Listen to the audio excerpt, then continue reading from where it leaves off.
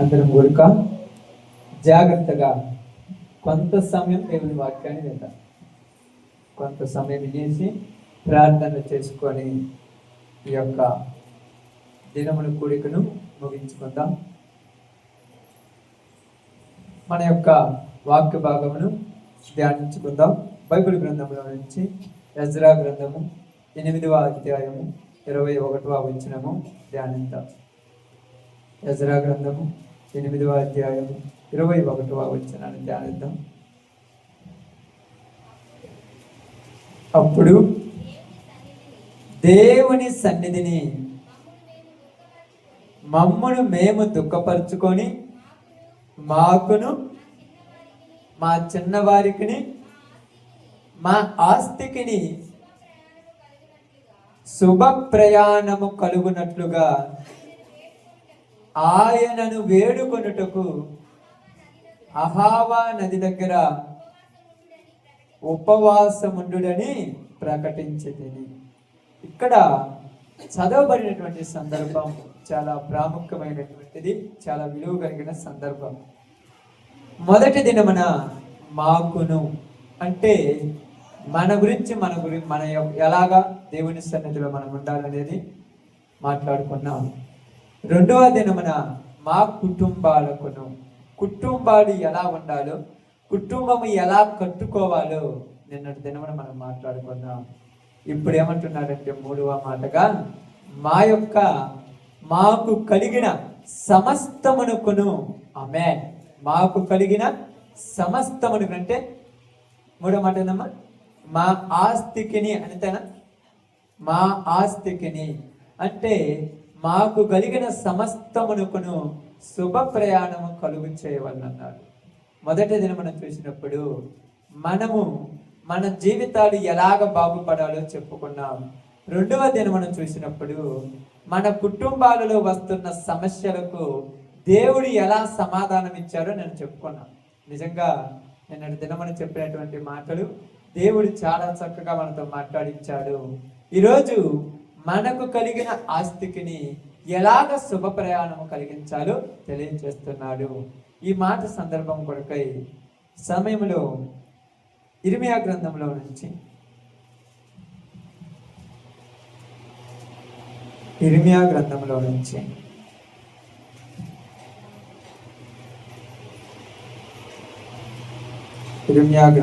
నుంచి 15వ అధ్యాయము ఇర్మియా గ్రంథంలో నుంచి 15వ అధ్యాయము 13వ వచనాన్ని జాగ్రత్తగా చదువుదాం. నా జనులారా, మీ ప్రాంతములన్నిటిలో మీరు చేయు సమస్త పాపములను బట్టి మీ స్వాస్థ్యమును నిధులను క్రయము లేకుండా నేను దోపుడు సొమ్ముగా అప్పగించుచున్నాను. జాగ్రత్తగా గమనించి ఆలోచిస్తే ఇశ్రాయేలు ప్రజలను హెచ్చరిస్తూ ప్రవక్త అయినటువంటి ఇర్మియా గారి ద్వారా దేవుడు మాట్లాడుతున్న మాట ఏంటంటే, నా జనులారా అంటే ఆయన పేరు పెట్టి పిలుచుకుంటున్న ప్రజలు. నా జనులారా, మీరు మీ ప్రాంతములన్నిటిలో మీరు చేసిన సమస్త పాపములను బట్టి అన్నారు. ఎక్కడ చేశారు వీళ్ళు పాపాలు? వాళ్ళ ప్రాంతాలలో, వాళ్ళు నివసిస్తున్న ప్రదేశాలలో, వారు జీవిస్తున్నటువంటి దేశములలో వాళ్ళు ఏం చేశారంట? పాపములు చేశారు. పాపం అంటే ఏంటో తెలుసా? పాపం అంటే ఏంటో తెలుసా? ఎవరైనా పాపం అంటే ఏంటో అర్థమైందా? ఆజ్ఞ అతిక్రమమే పాపం. అది మీకు అర్థం కాకపోతే దేవుడు ఏది చెప్పాడో అది చేయటం, అదే పాపం. దేవుడు చెప్పమన్నది చేయటమే పాపం కాదు, దేవుడు చెప్పింది చేయకపోవటము పాపం. కాబట్టి ఇశ్రాయేలు ప్రజలతో దేవుడు కొన్ని మాటలు మాట్లాడితే ఇశ్రాయేలు ప్రజలు దేవునికి వ్యతిరేకంగా తిరగబడ్డారు. దేవుడు చెప్పినట్టు చేయటంలా. అందువల్ల దేవుడు ఏమంటున్నాడంటే మీ పాపములన్నిటిలో దేవుడికి వ్యతిరేకంగా ఏం చేశాడంటే ఇశ్రాయేలీయులతో దేవుడు మాట్లాడిన మాట ఏంటంటే మీరు నివసిస్తున్న ప్రదేశాలలో నేను తప్ప వేరొక దేవుడు నీకు ఉండకూడదని చెప్పాడు ఆయన. రెండోది ఏమన్నాడంటే మీరు జీవిస్తున్నటువంటి దేశములలో కానీ ప్రదేశాలలో కానీ పైన ఆకాశమందైనను కింద భూమి ఎందైనను భూమి కింద నీటి ఎందైనను ఏ రూపము కూడా చెయ్యకూడదని చెప్పాడు. ఏ రూపము. మీరందరూ ఈ మధ్యకాలంలో భ్రమలోకి ఎక్కువైపోయి ప్రతి చర్చి మీద చెక్క శిలువలు పెట్టేసి ఇది కూడా దేవుడు అంటున్నాడు, ఇది పెద్ద విగ్రహారాధన. మీకు అర్థం కాల. ఏ రూపము అన్నాడు. మరి వీళ్ళేమంటున్నారంటే తప్పేముంది పెట్టుకుంటే, నువ్వు చెక్క పెట్టుకుంటే తప్పు లేదు కానీ నేను బొమ్మ పెట్టుకుంటే తప్ప. ఇప్పుడు చెప్పాలక్క, నువ్వు చెక్క పెట్టుకుంటే తప్పు లేదు, నేను బొమ్మ పెట్టుకుంటే తప్ప. ఇప్పుడు మీరు ఎక్కడికైనా పెద్ద పెద్ద ప్రదేశాలకు వెళ్ళండి, పెద్దగా పేరుగాంచిన ప్రదేశాలు చర్చల దగ్గరికి వెళ్ళండి, సిలువ లేని ప్రాంతం లేదు. మరి దేవుడు ఏ రూపం వద్దన్నాడు కదా, మరి ఎందుకు పెడుతున్నారు చెప్పాలి? ఎందుకు పెడుతున్నారు? త్వరగా ఏందమ్మా? మొదట్లో కూడా ఎందుకు వచ్చింది అసలు? చెప్పేది గట్టిగా చెప్పండి కొద్దిగా. తప్పేమి లేదు, దానికి ఒక రీజన్ ఉండాలి. ఎందుకని? గుర్తు కోసం. ఆమేన్. ఏందమ్మా? ఏమని గుర్తు? ఏమని గుర్తు? మీరు చెప్పింది కరెక్ట్. ఏమని గుర్తు? ఇది మందిరం అని గుర్తు. అంటే సెలవు ఉంటేనే మందిరం, సెలవు లేకపోతే అంటే సెలవు పైన పెట్టి లోపల ఏదేం చేయొచ్చు. అర్థమవుతుందా? బయట సిలువ పెట్టేసి లోపల సినిమా అయినా వేయచ్చు. నిజం. ఈ రోజులలో సిలువ లేని చర్చలు ఏడన్నా చూపింది నాకు. ఇది మనం బలిపెట్టం ఉంది కదా, దీని కూడా కింద పాప అన్న నేను వద్దన్నా కూడా అన్నాడు, ఖచ్చితంగా కావాలి అన్నాడు. అయ్యా మీరు వేయకూడదు అయ్యా, తప్పై నేను చెప్పాను, ఆయన బలవంతం చేశాను, ఈ ఒక్క మాట నన్ను ఏమనొద్దు అన్నాడు. నేనేదో దాన్ని ఒప్పుకొని చెప్తాను. తప్పది. ఏ రూపము చేయకూడదు. నువ్వు రూపాన్ని చేసినావంటే దేవుడి ఆజ్ఞకు వ్యతిరేకంగా ఉన్నట్టే. ఈ మధ్యకాలంలో ఎక్కువ పబ్లిసిటీ ఏమైపోయిందంటే డిజిటల్ లైటింగ్లు పెడుతున్నారు తెలుసమ్మా. ఫోటో పెట్టి ఫోటో చుట్టూ డిజిటల్ లైటింగ్లు పెడుతున్నారు. అట్టొకటి ఇట్టొకటి 2 అంటకర్రలు పెట్టి అంటకర్రల చుట్టూ డిజిటల్ లైటింగ్లు పెడుతున్నారు. ఏంటంటే ఇది చర్చి అని గుర్తు. అంటే సిలువ ఉంటేనే చర్చియా? అక్కడ ప్రార్థనలు జరుగుతుంటాయి, అక్కడ ఏం జరుగుతుంటాయి? పరిశుద్ధులు ఉంటారు, అక్కడ నివసించేటువంటి ప్రాంతం పరిశుద్ధంగా ఉంటుంది. అది కదా గుర్తు. అక్కడ బొమ్మ అయితే గుర్తా? ఇప్పుడు మన చర్చి మీద ఒక సిలువ లేదు, బొమ్మ లేదు, ఏమి లేదు. మరి అది గుర్తేముంది? మరి ఇక్కడ గుర్తేముంది చెప్పండి మరి. ఒక గుర్తేముంది? వాక్యములతో రాయబడుతుంది, ఇది సమస్త జనులకు ప్రార్థనా మందిరం. ఇక్కడికి వచ్చిన వారు ప్రార్థన చేసుకొని వెళ్తారు, అంతే. మనం ఏమంటామంటే ఇది తప్పేందంటే నువ్వు ఆ లొకాలిటీలో నుంచి లొకాలిటీలోకి వచ్చావు కానీ పద్ధతులే మారలా, అంతే కదా. పచ్చిగా చెప్తున్నాను, ఏమనుకోవద్దు దయచేసి. లొకాలిటీ మారిందంటే పద్ధతులే మారలా.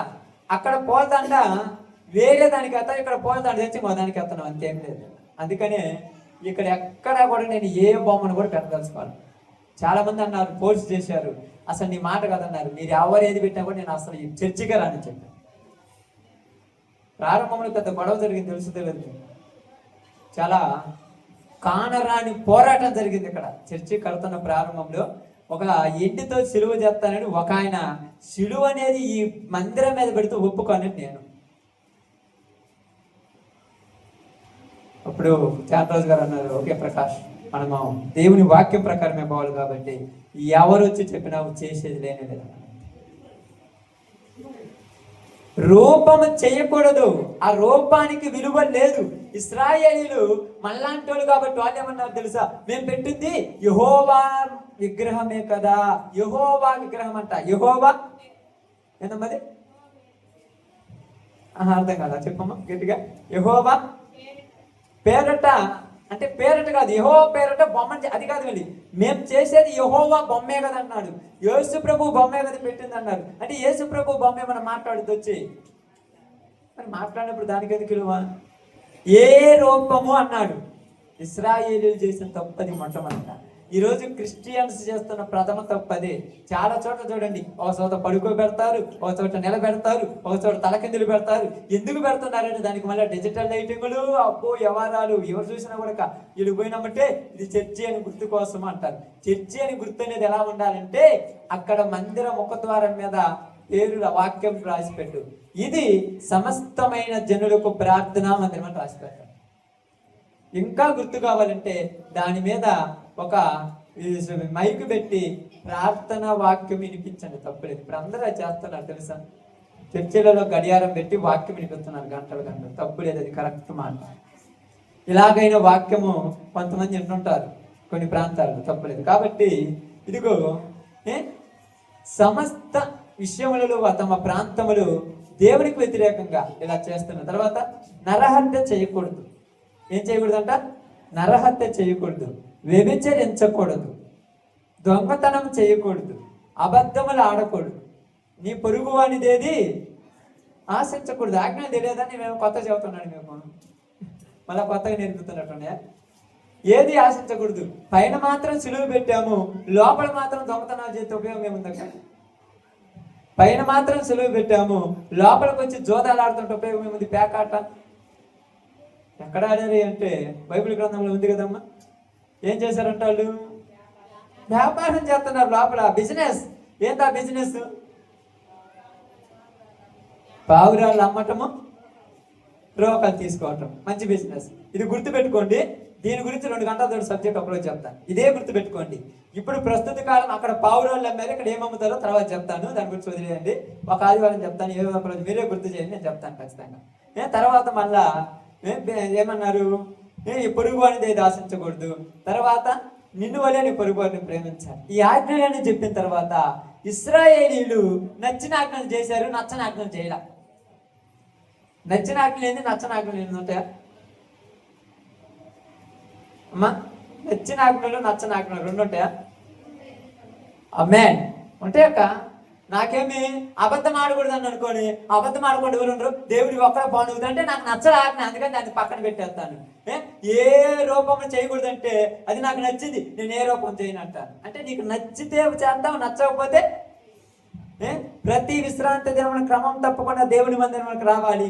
ఇది నచ్చింది కాబట్టి వస్తున్నావు. మళ్ళీ ఒక ఆజ్ఞ ఉంది, ప్రతి దినము దేవుని మందిరంలో ఉండటానికి ప్రయాసపడాలి. ఇది నచ్చరా, నాకు కుదిపినప్పుడు వస్తాను కదా. ఒకటి నచ్చింది, ఒకటి నచ్చదు. కానీ ఏది తప్పుపోయినా మొత్తం తప్పినట్టే. సమస్త విషయములో పాపములు చేయటం వలన ఏం జరిగిందంట? నా సమస్త పాపములను బట్టి నీ స్వాస్థ్యమును నిధులను క్రయము లేకుండా నేను దోపుడు సొమ్ముగా అప్పగించుచున్నాను. నీ స్వాస్థ్యమును నిధులు. స్వాస్థ్యం అంటే చెప్పాలి మీరు తొందరగా.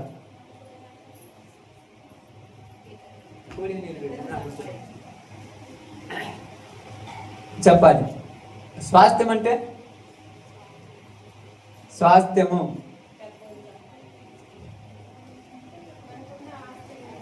ఆస్తి కాదు, స్వాస్థ్యము. ఆమేన్. కుమారుడు యెహోవా ఇచ్చు స్వాస్థ్యము. పిల్లలను నీ ఇంకోటేంది? నీ స్వాస్థ్యమును నీ నిధులు. నిధులంటే తెలుసక్క? ఇప్పుడైతే నిధులు లేవులే, అన్ని బ్యాంక్ బ్యాలెన్స్. ఇంతకుముందు అన్ని నిధులే కదక్క.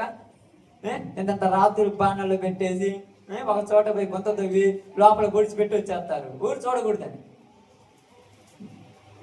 నాకు జ్ఞాపకం పెరిగిన తర్వాత కూడా మన ప్రాంతాల్లో కూడా కొన్ని చోట్ల ఉన్నాయి. ఏంటి అవి? పాత్రలు అంటారు కదక్క. పాత్రలేనా? కింద తవ్వి పైన పొడిచేస్తారు. లెక్క మీద కదా, మై కాదు, ఇంకోటి ఉండే. అది పాత్రలేనా? ఓకే, నేనే కరెక్టే. చెప్పింది మీకు. కింద కొంత తవ్వుతారు, పైన రాళ్ళు పరుస్తారు. అవసరమైనప్పుడు ఆ కింద ఒరిగలు, ఆరికలు, జొన్నలు పోతారు. అవసరమైనప్పుడు 2-3 గంపలు తీసుకుని పైన పోసుకుని మళ్ళీ మోతారు. అవి ఆ పాత్రలోనే. అవి నిధులు. వాళ్ళు గదులు అనేవాళ్ళు. నీ స్వాస్థ్యమును నీ నిధులను క్రయము లేకుండా, క్రయము అంటే క్రయము లేకుండా, క్రయం అంటే తెలుసాక? క్రయము ఆమేన్. డబ్బులు ఇవ్వకుండానే తీసుకొని పోతాడు. డబ్బులు ఇవ్వకుండా. ఇప్పుడు నీ దగ్గర మనందరికి అర్థమైంది, మిరపకాయలు పండించారు. డబ్బులు ఇచ్చి తీసుకోకపోతే నువ్వు సంతోషపడతావు కదక్క. అదే నువ్వు పండుకోబెట్టి నేను నిద్రపడిన తర్వాత ఆ మంట మీద పోయి ఆ లారీ చేసుకొని పోతే నీకు ఎట్లుంటది? బాధ ఉంటుందా? ఎందుకయ్యా అన్యాయంగా నా సొమ్ము అంతా తీసుకుపోయారంటే, నువ్వు చేసిన పాపమును బట్టి నీ సొమ్ము నేనే పంపిస్తున్నాను అన్నాడు దేవుడు వాళ్ళ చేత. స్వాస్థ్యము, నీ బిడ్డలు నీ కళ్ళ ముందే వాళ్ళు ఏం చేస్తున్నారంట? చెరగొట్టుకొని తీసుకుపోతున్నారంట బబులోని దేశానికి వాళ్ళు. అయ్యో నా కుమారులు అంటే, నీ కుమారులు నేనే వాళ్ళ చేతికి అప్పగించాలన్నాడు. నీ ఆస్తి నేనే వాళ్ళ చేతికి అప్పగించాలన్నాడు. నీ సంపద నేనే వాళ్ళకి ఇచ్చానని చెప్తున్నాడు. మొత్తం దోచుకొని పోతుంటే వీళ్ళు ఏడుస్తూ వచ్చి ప్రార్థన చేస్తున్నారు. ఏందయ్యా ఏం చేస్తున్నారంట? ఏడుస్తున్నారు. ఇప్పుడు ఏడ్చినప్పుడు దేవుడికి ఏం కలగాలి? వాళ్ళ మీద నిజం చెప్పండి అమ్మా. ఏడ్చినప్పుడు దేవుడికి ఏం కలగాలి? ఆమేన్. జాలి అసలు కలగదా? ఎందుకు? అది చెప్పిన మాట అంటే బాగుండు. ఇప్పుడు మా పిల్లలు వీళ్ళు చెప్పిన మాట అనకుండా పరుగులు పోయి ఆ మొలకంపల కింద పడ్డా అనుకోండి, పైన 2 దంతారు తల్లిను. నేను కింద పడితే నువ్వెందుకు దంతున్నావు అంటారా కదా? సరిగా అంతే కదా సార్? వాడు ఉరుకు పోయి కింద పడిందంటే పైన 2 గుద్దుతూ ఎందుకు ఓరం కొట్టు చెప్పిన మాట అంటే వాడికి ఎందుకు పడతాయి దెబ్బలు? దేవుడు చెప్పిన మాట అంటే వాళ్ళకి దెబ్బలు పడే కాదు, దేవుడు చెప్పిన మాట వాడు వినలే. అందుకని ఏమన్నాడు? నీ స్వాస్థ్యము, నీ నిధులను నీ కళ్ళ ముందే నేను దోపుడు గాళ్ళ చేతికి అప్పగించి ఉన్నాను. ఇప్పుడు వాడు తీసుకొని పోతున్నాడు. అక్కడ ఏమన్నాడు? మాకును మా పిల్లలకును మా సంపద, మా ఆస్తికి శుభప్రయాణం. ఇప్పుడు వీళ్ళ ఆస్తికి సెక్యూరిటీ ఉందా? ఈరోజు నీ ఆస్తికి సెక్యూరిటీ ఉందా లేదా? బైబిల్ గ్రంథంలోనికి వెళ్తాం. సామెతల గ్రంథం, సామెతల గ్రంథం 29వ అధ్యాయం. సామెతల గ్రంథం. ఇప్పుడు సెక్యూరిటీ అంటే ఏందో మీకు తెలియాలి. ఇక్కడ అక్క జాగ్రత్తగా అండి, చాలా జాగ్రత్తగా. మీ గురించి ఇప్పుడు తెలుసుకున్నారు. మీ కుటుంబాల గురించి, చెదిరిపోయిన కుటుంబాలు ఎలా కట్టబడాలో చెప్పాము. ఇప్పుడు ఆస్తి కూడా పోకుండా ఉండాలంటే సెక్యూరిటీ ఉండాలి. చూడండి 29వ అధ్యాయము 3వ వచనం. జ్ఞానమును ప్రేమించువాడు తన తండ్రిని సంతోషపరచును. బాగానండి. వేశ్యలతో సాంగత్యము చేయువాడు. మీరు జీవితాంతం మీ తాత ముత్తాతల కష్టపడి సంపాదించిన ఆస్తి మొత్తం తీసుకెళ్ళి వాళ్ళకి పెట్టేస్తానంట. వేశ్యలతో సాంగత్యం చేయవాడు. ఎవరితోనంట? వేశ్యలతో సాంగత్యం చేస్తే ఏం చేస్తాడు తెలుసా? ఏం చేస్తాడు తెలుసా? తినటానికి, తాగటానికి, తిరగటానికి, ఇంట్లో ఉన్న డబ్బంతా పంపిస్తూనే ఉంటాడు. నువ్వు కళ్ళతో చూస్తూ ఉంటావు. ఎక్కడికంటే నోరెత్తితే గొంతు కోసేస్తా అంటాడు. అంతే. నువ్వు కష్టపడి సంపాదన మీద వాడు దోసేయటం మీద లోకానికి. అదే అంటున్నాడు, నీ ఆస్తి మొత్తము వేశ్యలతో సాంగత్యం చేయటం వల్ల పాడు చేసి పారనుకుతున్నాడు. అందుకేమన్నాడు? నీ ఆస్తికి ఇప్పుడు ఏమి లేదు, సెక్యూరిటీ లేదు. నువ్వు రాత్రింబగుడి కష్టపడతావు. ఉదయం 8 గంటలకు పోతారు, కొంతమంది 6 గంటలకు పోయే వాళ్ళు ఉన్నారు, 9 గంటలకు పోతారు. మా సాయంకాలం 4ంటికో 5ంటికో పని నుంచి ఇంటికి వస్తారు. వచ్చిన తర్వాత ఆ డబ్బు అంతా తీసుకొచ్చి భద్రంగా చూడండి. ఎప్పుడైనా ఊరైన పిల్లలు అడిగితే ఇట్ట తీసి రూపాయి ఇస్తారు అంతే కదా. 5 రూపాయలు ఎప్పుడైనా ఇచ్చిండ్రా? 10 రూపాయలు ఇచ్చాడు. 10 రూపాయలు ఇచ్చే పాడు చేసుకుంటాడు. మరి నువ్వు బాగు చేస్తున్నావా? తీసుకెళ్ళి బీరువాళ్ళు పెట్టు. నువ్వు పనికి పోయచ్చులో బీరువాళ్ళు 500 ఉండవు. ఏమైంది అక్క? ఏమైంది? నాకేం తెలుసు అన్న అంటారా? చూడండి, తండ్రికి 2 కుమారులు ఉన్నారు. తెలుసు మీ అందరికీ? 2 ఉన్నారు. మీకు అందరూ గుర్తొచ్చున్నారు కటక్కిన. ఆ 2 ఉంటే చిన్నవాడు ఏం చేశాడంటే, నాన్న నా ఆస్తి నాకు పంచేయమన్నాడు. ఈడే పెద్ద సంపాదించినట్టు. ఓకేలే పంచుతానని చెప్పేసి ఆస్తి మొత్తం తీసివేసి వాడికి ఇచ్చేశాడు. చిన్నవాడి భాగం చిన్నవాడికి ఇచ్చేసాడు. బాగానండి. చిన్నవాడి భాగం చిన్నవాడికి ఇచ్చేసిన తర్వాత వీడేం చేశాడు తెలుసా? ఈ ఆస్తి మొత్తం తీసుకెళ్ళి అమ్మేశాడు. అమ్ముకున్నాడు. మొత్తం అమ్మితే చింత డబ్బులు వచ్చింది. ఆ డబ్బులు మొత్తం 2 బ్యాగుల కింద వేసుకొని వెళ్ళిపోయాడు. ఎందుకురా అమ్ముతున్నావు అని అడిగే హక్కు తల్లికి లేదు, తండ్రికి లేదు. ఎందుకని? ఇప్పుడు చెప్పండి, ఎందుకని అక్క? చచ్చిపోయిన తర్వాత వాళ్ళది, బతికినప్పుడు మీదే కదా. మరి ఎందుకు లేదు? తప్పదు. ఎందుకు లేదు చెప్పండి? దారి తప్పిపోయినోడు ఎట్టయిన తిరుగుతాడులే, వాడి సావాడి చత్తాలు మాకెందుకు వదిలేస్తారు. మీ కళ్ళ మీద చూడండి. మీరంతా అప్పుడప్పుడు, నాకు తెలిసి ఒక ప్రాంతంలో ఒక సహోదరు ఉన్నది అక్కాయి. వీళ్ళకంట వివాహం అయిన తర్వాత అంట వాళ్ళ పుట్టింటోళ్ళు ఇచ్చారంట. ఏమొక పాపం ఆడపడుచు కట్ట మీద అంటారు కదా అక్క. పుట్టింటోళ్ళు ఇచ్చారంట పాపం. ఆ పుట్టింటోళ్ళు రాసిస్తే ఆ ఎకరా పొలము శుభ్రంగా చూసుకొని బంగారంలాగా చూసుకుంటుందంట. పుట్టిన కుమారుడు నన్ను, అమ్మా నేను ఒక 50 లక్షలు అప్పు చేసి వచ్చాను, ఆ పొలం అమ్మితే గాని 50 లక్షలు తీరమని అనుకో. రే, మా అమ్మ మా నాన్న వాళ్ళు ఇచ్చింది, మీ నాన్న అడిగినా ఇవ్వలేదు, ఎవరు అడిగినా లేదంటే నేను నీ కన్న కొడుకును మా ఇత్తవా ఇవ్వంటే కళ్ళల్లో నీళ్లు కారిపోతూ పట్టా పాస్బుక్ తెచ్చిచ్చిందంట. నీకు అర్థం కాదా? నీ ఆస్తి నీ కళ్ళ ముందు దేవుడు నీ చేతులతోనే పంపిస్తుంటాడు. నువ్వు అంటున్నావు ఎందుకు ఇలా జరిగిందంటే దానికి సెక్యూరిటీ లేదు. ఏమి లేదు? సెక్యూరిటీ లేదు. ఎందుకు సెక్యూరిటీ లేదంటే అక్కడ ఏం రాయబడింది? జ్ఞానము కలిగిన, చదువు మా మాట ఒకసారి బాగా. జ్ఞానమును ప్రేమించేవాడు. దేని ప్రేమించాలి? మరి దేని ప్రేమించాడు? మరి దీన్ని దేని ప్రేమించాడు? అదే వీడు దేన్ని ప్రేమించాడు? జ్ఞానముని ప్రేమించేవాడు తండ్రిని తల్లిని సంతోష పెడతాడు. వదిలేద్దాం. మరి వీడు దేన్ని ప్రేమించాడు?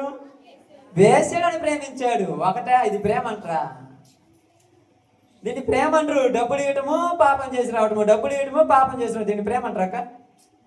ఇప్పుడు వీళ్ళు అంటున్నారు ఏం చేసినారు? నిన్న 2000 ఇచ్చినానంటే, నేను బువ్వ తిన్నా కూడా నీకు ఎందుకు అంత కొల్లు? నువ్వు బో తింటూ తల్లి గుళ్ళుకుంటుందక్క.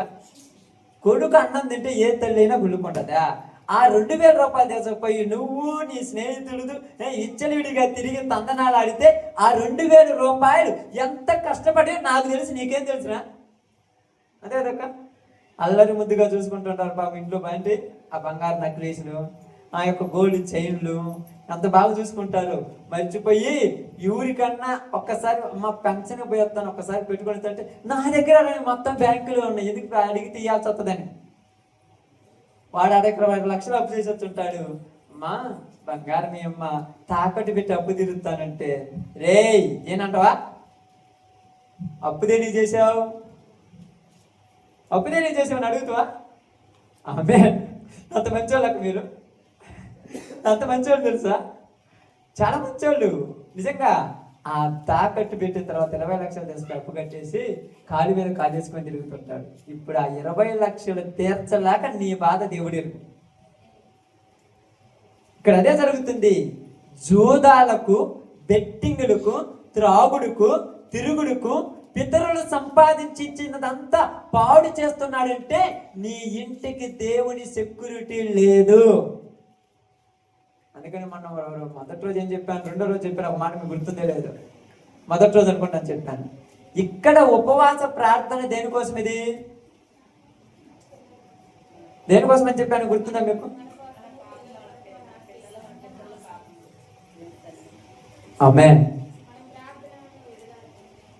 సంఘ క్షేమము కోసం ఈ ఉపవాస ప్రార్థన చెప్పాను, మీకు గుర్తుందే లేదు. సంఘం కోసం, గ్రామం కోసం అని చెప్పాను.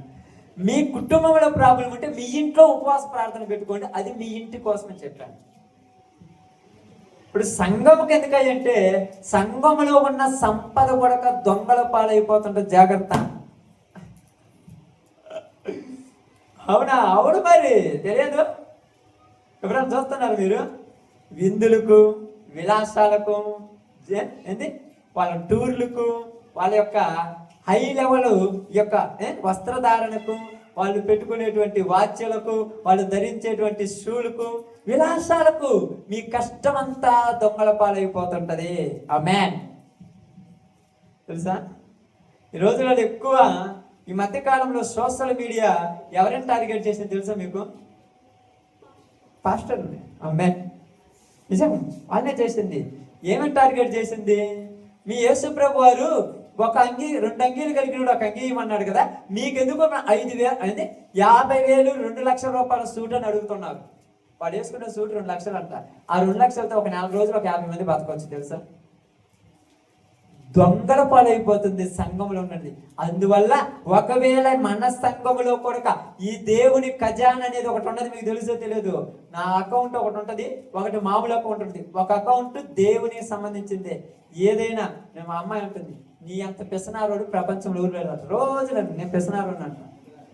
నిజంగా ₹1 కూడా ఖర్చు పెట్టనంట. నిజంగా నేను వేసుకుంటున్న బట్టలు కొద్దిగా ఇక్కడ చినిగిపోయి ఉంటే కొత్తవి కొనుక్కోవచ్చు కదా అంటుంది. నేను కష్టపడి సంపాదించుకుని కొనుక్కుంటే నా దేవుడు నన్ను సంతోషపరుస్తాడు. మీ కష్టాన్ని తీసుకెళ్ళి నా విలాసాల కోసం ఉంచుకుంటే రేపు దేవుడు నన్ను లెక్కలోకి తీసుకొస్తాడు. అది భయం. మీరు ఎవరు నన్ను అడగరు. ఇంకా మీరేమంటారు తెలుసా? పాస్టర్ గారు కదయ్యా బాగుండండి అయ్యా, 10 మంది పోతే మీరు బాగుంటే మాకే కదా ఘనతని మళ్ళీ మీరు అన్నీ చెప్తారు. మీరేం తక్కువ చేయరు మమ్మల్ని, నేను అనట్లేదు. కానీ నీకంటే నాకెవరి భయం ఎక్కువ? దేవుని భయం ఎక్కువ. నిన్న మనము ఉపవాస ప్రార్థనలకు నిన్న చేసినప్పుడు కానీ, మొన్న కానీ, ఈ రోజు కానీ, ఇది అంతక్కడిది మన దేవుని ఖజానా. అందుకని ఏదన్నా చేయాలనుకుంటే మిమ్మల్ని పొద్దున్నే లేసి అమ్మ రేపు పొద్దున్నే చేద్దామని మిమ్మల్ని అడగాల్సిన అవసరం లేదు. ఖజానాలో మనీ ఉంటే తీసుకొచ్చి సంఘంలో చేసేస్తాం అంతే. ఎవరిని అడగాల్సిన పని లేదు. మీరు అంటారు ఎన్నిటికి ఖర్చు ఎంత అవుద్దో, ఎంత అవుద్ది? ఉంటే ఖజానాలో చేస్తాను, లేకపోతే నేను చేయను. కానీ అప్పు చేయాల్సిన అవసరం లేదుగా. అది దీనికి ఒక సెక్యూరిటీ ఉంటుంది, దానికి ఒక పద్ధతి ఉంటుంది. ఎందుకంటే మీకు తెలిసే తెలియదు, ఇప్పుడైతే ఈ యొక్క పద్ధతులు మారిన తర్వాత, అంత వచ్చిన తర్వాత దేవాలయాల ఉండీలు కూడా కొట్టేస్తున్నారులే. వదిలేద్దాం వాటి గురించి. ఈ యొక్క చర్చలు ఉంటే కానుకలు పెట్టెలు కూడా కొట్టేస్తున్నారు. ఇంతకు ముందు అయితే దేవుని ఆలయం అనే దానిలో చిన్న వస్తువు తీసుకున్న భయంతో చచ్చిపోతాం, ఎక్కడ శాపం అవుతుంది తాకే వాళ్ళు కూడా కాదు. తెలుసుకోలేదు, అంత భయం. ఎందుకని చెప్తున్నానంటే అంత భయం ఎందుకంటే ప్రజలకు దేవుడు అంటే ప్రారంభం నుంచే భయం. మరి భయం పోగొట్టింది ఎవరమ్మా? ఓకే, ఆమేన్. అపవాది. మంచిదే. ఇంకా కరెక్టే చెప్పింది మీరు. కానీ అపవాది డైరెక్ట్గా చెప్తే బాగా మాకు అర్థం కాదు. ఇండైరెక్ట్ అది లోపల అపవాది, కానీ డైరెక్ట్గా ఎవరు? ఆమేన్. ఇక్కడ నిలబడ్డ గర్భగుడిలో అంటే ఇది పరిశుద్ధ స్థలంలో సేవ చేస్తున్న నేనే దీన్ని తప్పుదారిని పడుతుంటే వాడే చచ్చిపోలేదు, నేను ఎందుకు చచ్చిపోతాను అందరు చేస్తున్నారు. ఎక్కడైనా చూడండి, గుడిలో ఉన్నటువంటి ధాన్యం ఏమైందంటే ఆ లోపల సేవ చేస్తున్నా, అది పరిచర్య చేస్తున్నా, ఏమి చేస్తున్నా వాళ్ళకే తెచ్చుకొని బయట వాళ్ళకి తెలియదు. ఎంతెంత పోతుందంటే దానికి లెక్క ఉండదు మళ్ళా. కాబట్టి మీకు అదే చెప్తున్నాను చూడండి, ఇక్కడ దొంగల పాలు కాకూడదు సంఘధనం. కాబట్టి సంఘ క్షేమం కోసం సంవత్సరానికి కనీసం ఒక 3 రోజులైన ఉపవాసం ఉండి ప్రార్థన చేయాలని నేను నిర్ణయించుకున్నాను. ఇప్పటికీ ఇది 4వ సంవత్సరం అయితే ప్రతి సంవత్సరంలో 3 రోజులు ఉపవాస ప్రార్థన ఏర్పాటు చేస్తాను. ఒక్కొక్క సంవత్సరంలో 2 సార్లు కూడా చేసి ఉంటాను. క్రిస్మస్ అది సంక్రాంతి పండుగప్పుడు ఆ 3 రోజులు ఉపవాస ప్రార్థన ఏర్పాటు చేస్తుంటాను. ఒకసారి చేసినప్పుడు కొంతమంది అనుకొని ఉంటారు, ఏంది స్వామి ఈరోజు కడుపు రోజు కూడా ఉపవాసం ఉండాలంటే కష్టం కదా అనుకోండి. కదక్క కష్టమే కదా మా రోజు. అంటే నేను ఉపవాసం ఉండాలని కూడా రాత్రి చెప్పారు. దాని గురించి మనం మీరు నన్ను చర్చ చేయొద్దు. రాత్రి చెప్పేసాను, దాని గురించి పూర్తి క్లారిటీ ఇచ్చేసాను. కాబట్టి ఆస్తికిని మా సంపదకును శుభ ప్రయాణం ఉండాలంటే, దేవుని సెక్యూరిటీ ఉండాలంటే, ఆ దేవుని సెక్యూరిటీ ఏంటంట?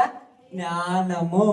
జ్ఞానము కలిగిన వాడు, జ్ఞానమును ప్రేమించిన వాడు తండ్రిని తల్లిని సంతోషపరుస్తాడు. తల్లిదండ్రులు సంపాదించింది వేశ్యల పాలు చెయ్యడు. తల్లిదండ్రులు సంపాదించింది జోదాల పాలు చెయ్యడు. తల్లిదండ్రులు సంపాదించింది పాపాల కూటిలోనికి పంపియ్యడు. తెలుసక్క? ఇదే చూడండి, మనం సంపాదించింది ఏమి లేదు. ఏమంటారు? నేను సంపాదించింది ఏం తింటే నీకేమంటావు? కరెక్టే, నువ్వు సంపాదించి నువ్వు తాగు తందనాడు, తప్పలేదక్క, నీకు కరెక్ట్గా చెప్తున్నాను. మరి నువ్వు సంపాదించి నువ్వు తిను, మరి మీ నాన్న సంపాదించింది నీకెందుకు? అది వాళ్ళు దీని కారణం కాదుగా. వాళ్ళని తీసుకోకుండా నువ్వే సంపాదించుకో, నువ్వే తాగి నువ్వే తిను, వాళ్ళతో మీకు వద్దు. ఎందుకంటే మీ నాన్న నీకు ఇచ్చాడు కాబట్టి నువ్వు నీకు పుట్టిన బిడ్డలకు ఇవ్వాలి. మరి మొత్తం నువ్వే లేపెత్తే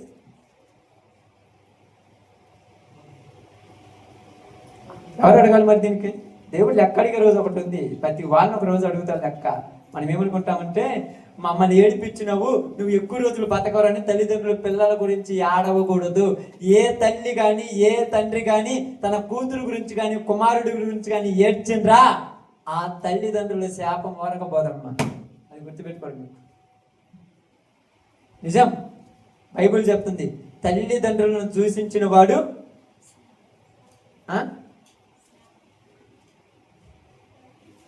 అంటే వాక్యాలు చదువుకోవాలి మళ్ళీ ఉంటే. నిజంగా తల్లిదండ్రులను దూషించిన వాడు సర్వనాశన మగుడని రాయబడింది సామెతల గ్రంథం. ఏమవుతుందంట? నాశనం కాదు, సర్వము పోద్దంట. ఏమవుతుందంట? చివరికి చెప్పే గతి. అందుకని తండ్రికి తల్లికి ఎవరే తెలివిస్తారో వాళ్ళు కోరుకొని నెరవేరుతాయి అంతే. నిజంగా వాళ్ళు ఇవ్వనంటారు కానీ ఎంత మంచివాళ్ళు తెలుసా తల్లిదండ్రులు. మేము ఇయ్యమంటారు కానీ నీ మనసులో ఏదుందో అది నీకు తెచ్చి ముందే పెట్టేస్తారు. నువ్వేమనుకుంటున్నావు? నేను అడిగింది ఏం లేదని నువ్వు ఏడుస్తున్నావు. అంతేం లేదు, నీకు ఇవ్వాలనుకుంది వాళ్ళకి తెలుసు, ఎప్పుడు ఇవ్వాలో అన్నీ తెలుసు అనుకో. కానీ టైం వచ్చేదాకా నేను నాకు ఇచ్చేస్తారు అంతే. నేను నేర్పేయడం మనకు ఇష్టమా? చిన్నప్పుడు కదా ఎంత ఒక 8 నెలలో 9 నెలలో పాప బాబు ఆ మంచంలో పండుకొని ఏడుస్తుంటే అన్నం పెట్టుకుంటావు. అప్పుడే అన్నము కూర పెట్టుకొని కలుపుకొని తినటానికి రెడీ అవుతుంటావు. ఆ పిల్ల చిన్న అమ్మాయి ఏడుతుంటే అన్నం ఆడేసేసి చెయ్యంతా శుభ్రంగా సబ్బుతో కొడుకొని మళ్ళీ ఆ పిల్లకి ఏమన్నా ఈ కారం ఏమన్నా మంట ఉద్యమని సబ్బుతో కొడుకొని కడుపు మార్చుకొని పోయి ఆమె పాలించుతాను. నీ అన్నాన్ని మానుకున్న వాళ్ళు ఏడవకూడదని జీవితాంతం వాళ్ళు ఏడవాలి నువ్వు అనుకుంటావు? చెప్పు. మరి అనుకుంటున్నారా అంతటి కషాయ తల్లిదండ్రులు?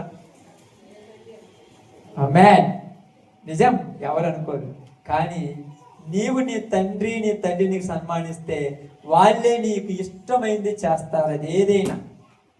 అది ఏదైనా అవసరమైతే తల్లి బాగినండి, తల్లి తండ్రి పిల్లల కిడ్నీలైనా తీసిస్తారు కానీ పిల్లల తల్లిదండ్రులకి ఇయ్యరు. ఏమంటారు తెలుసు? అప్పుడప్పుడు దీవెన, లోకంలో ఉన్న ఒక దీవెన, నా ఆయుసు కూడా పోసుకొని నిండి నూరేళ్ళు బతికాయి అంటారు. అంటే నువ్వు నీ ఆయుసు వద్దు నీకు. నిజం, వాళ్ళ మనస్ఫూర్తికరమైన దీవెన అది.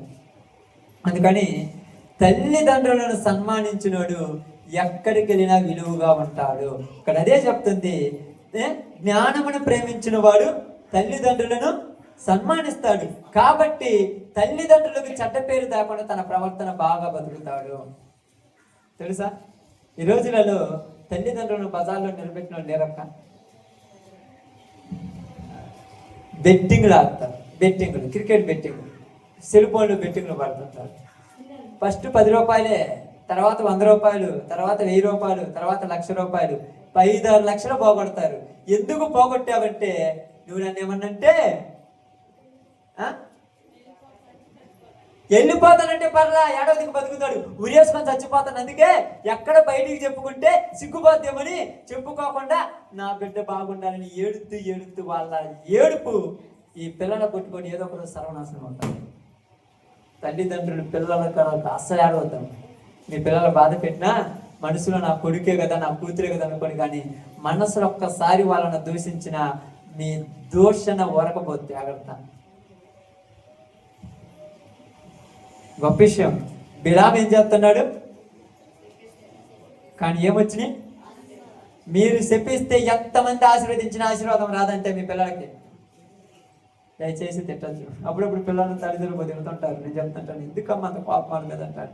కోపం కదంటారు. దయచేసి ప్రపంచంలో ఎవరు తిట్టినా కడుపును పుట్టిన పెట్టిన కన్న తల్లి అయినా కన్న తండ్రి అయినా తిట్టగాకండి. అస్సలు తిట్టద్దు. మీ నోటి నుండి వచ్చే మాట వాళ్ళకి శాపం అయిపోతుంటుంది. జాగ్రత్త. భరించండి. ఎంతవరకు భరించాలి? ఎంతవరకు? రేపు ఉదయకాలం ప్రెగ్నెన్సీ అయినటువంటి స్త్రీకి నార్మల్ డెలివరీ కాదు, సిజేరియన్ అవుతుందంటే నా కుమారుడు బయటికి రావటానికి, నా కడుపు కోపించుకోవటానికి నేను రెడీ అన్నావు నువ్వు. అవసరమైతే ఆ డెలివరీ అయ్యేటప్పుడు తల్లి చచ్చిపోతుంది, బిడ్డ బతుకుతుందంటే నా బిడ్డ బాగుంటే చాలు, నేను చచ్చిపోవటానికి రెడీ అన్న తల్లిదండ్రులు. ఇప్పుడు ఏదో చిన్న చిన్న బాధలు పెట్టారని అప్పుడే తిట్టేస్తారు ఏందమ్మా, నాకు అర్థం కాల. నేను పెద్ద బాధలా మీకు? 9 నెలలు కదా మీరు గర్భంలో మోసింది. అప్పుడు ఎంత భారం తెలుసా? 1 కేజీ, 1/2 కేజీ, లేకపోతే మీ చేతిలో నీ సెల్ ఫోన్ రోజంతా పట్టుకోవడానికి మీకు బరువు అయిపోయి పక్కన పెట్టేస్తారు తెలుసా కదమ్మా. కానీ 9 నెలలు రోజు 1 గ్రాము, రోజు 100 గ్రాములు, రోజు 10 గ్రాములు పెరుగుతుంటది గర్భంలో. 9 నెలలు మోస్తూ ఉన్నాం. ఎక్కడ కూడా ఆ గర్భానికి ఇబ్బందికి రాకూడదని అంత బాగా చూసుకున్నా. నువ్వు బయటకు వచ్చిన తర్వాత చిన్న ఇబ్బంది పెట్టారని నోటికి వచ్చింది అలా తిట్టేతట. అస్సలు తిట్టగాకండి అయ్యా, వాళ్ళు ఇబ్బందులు పెడుతున్నారు. చచ్చిపోవటానికే సిద్ధమైపోయావు ప్రారంభంలో, నువ్వు నీకు తెలుసో తెలియదు. తిట్టొద్దు. మరి ఏం చేయాలి? చేతనైతే ఒక దెబ్బ కొట్టు. కొడితే వాళ్ళకు తగలట్లేదంటే నీవు తల్లివి, కుమారుడు ఎంతోడైనా కొడితే తగులుద్ది అంతే. అందుకని మీకు చాలా మాటలు చెప్తుంటాను, నేను 100 సార్లు చెప్తుంటాను. తండ్రి తల్లి పిల్లలను తిట్టకూడదు. పిల్లలు ఎంత పనికి మాలినైనా వాళ్ళు ప్రార్థనే చెయ్యాలి. దేవుడే వాళ్ళని ఒకరోజు మారుస్తాడు. అది గొప్ప విషయం. ఓకే, కాబట్టి ఇక్కడ జ్ఞానముని ప్రేమించాడు. కాబట్టి జ్ఞానముతో నేను ఈ పొరపాటు చేస్తే, నేను ఈ వేశ్యతో వెళ్ళిపోతే, ఇది బయట పడితే నా తల్లిని నా తండ్రిని బజార్లో నిలబెట్టాల్సి వస్తుంది కదా. అనవసరంగా నా తల్లిని నా తండ్రిని బజార్లో నిలబెట్టడం కంటే నా లోపల ఉన్న కోరిక నేనే చంపుకోవటం మంచిది కదా అనుకున్నాడు గొప్పవాడు. నిజం లేదా? నీ కోరిక వాళ్ళకి చెబితే వాళ్ళు తీరవాలి, అది వాళ్ళ ఇష్టం. నీ ఇష్టాన్ని నెరవేర్చినప్పుడు వాళ్ళు తల్లి గారు తండ్రి గారు. అయ్యా అది చెడు అంటే చెడు పొడు తప్పదు, అవునా కదా? ఆకలినప్పుడు నువ్వు ఎవరైనా కూడా ఇష్టం పెడతారా? అన్నమే పెడతారు. ఎంత మంచి వాళ్ళు అంటే మీరు నిజంగా చెప్తున్నాను. నేను ప్రతిరోజు మా అమ్మ విషయంలో ఆమె ఎన్ని ఇబ్బందులు పెట్టి నోరితో మాట కూడా ఎందుకనంటే, అన్న కొండకాడికి పోయినప్పుడు అందరికి పెట్టిన తర్వాత ఆమె చిన్నప్పుడు తినేది. లాస్ట్లో ఉండదు ఆమెకు తెలుసా, నీళ్ళు తగ్గు పడుకున్నది. నా ఆకలి కోసము ఆమె ఆకలి చంపుకొని బతికినప్పుడు నేను చెడిపోవాలని ఏ తల్లి కోరుకుంటా చెప్పండి. మరి అలాంటప్పుడు వాళ్ళ మీద మనకి ఎందుకు లేనిపోని ఛాలెంజ్ లేనిపోని అని. నా వివాహ విషయం వచ్చినప్పుడు కూడా అందరు ఎన్నన్నా కూడా మా ఇంట్లో వాళ్ళ ఇష్ట ప్రకారమే చేసుకున్నాను. నిజం. ఎందుకంటే లోకంలో ఏది శాశ్వతము? ఆమేన్. బైబిల్ గ్రంథం మీకు అందరికీ తెలియదు అంటే సందర్భం వచ్చింది కాబట్టి చెప్తున్నాను. అబ్రహాము తన కుమారుడైనటువంటి ఇస్సాకు ఎవరినిచ్చాడంట? రిబ్కానిచ్చి పెళ్లి చేశాడు. రిబ్కానిచ్చి పెళ్లి చేసిన తర్వాత ఆమెను ప్రేమించాడంట. ఆయన పెళ్లికి ముందు ప్రేమించలా. మీరు అనుకుంటున్నాము పెళ్లి చేసిన తర్వాత ప్రేమించాడు, అది నిజమైన ప్రేమ. పెళ్లికి ముందు ప్రేమిస్తే అది ప్రేమ కాదు. ఎవరు తెలుసా ఆయన? తెలుసా? ఎవరమ్మా? యాకోబా. ప్రేమించడు కదా పెళ్లికి ముందే. ప్రేమించిన వాళ్ళ సుఖం ఏమన్నా ఉందా? ప్రేమించి 7 సంవత్సరాలు కొలువు చేశాడు. బూజుగల్లమైనటువంటి లేయాన్ని తెచ్చి పెళ్లి చేశాడు. మళ్ళా తర్వాత ఆమె కోసం 7 సంవత్సరాలు పెళ్లి చేశాడు, కొలువు చేశాడు. రాహేలుని చేసుకున్నాడు. చేసుకున్న తర్వాత ఆమెకి ఏమైనా పిల్లలు ఉండరా? లేదు. తర్వాత ఏడ్చి ఒక పిల్లోడు పుట్టాడు. తర్వాత కొన్ని రోజులకు ఇంకో పిల్లోడు కావాలన్నాడు. మధ్యలోనే రాహేలు తెచ్చింది.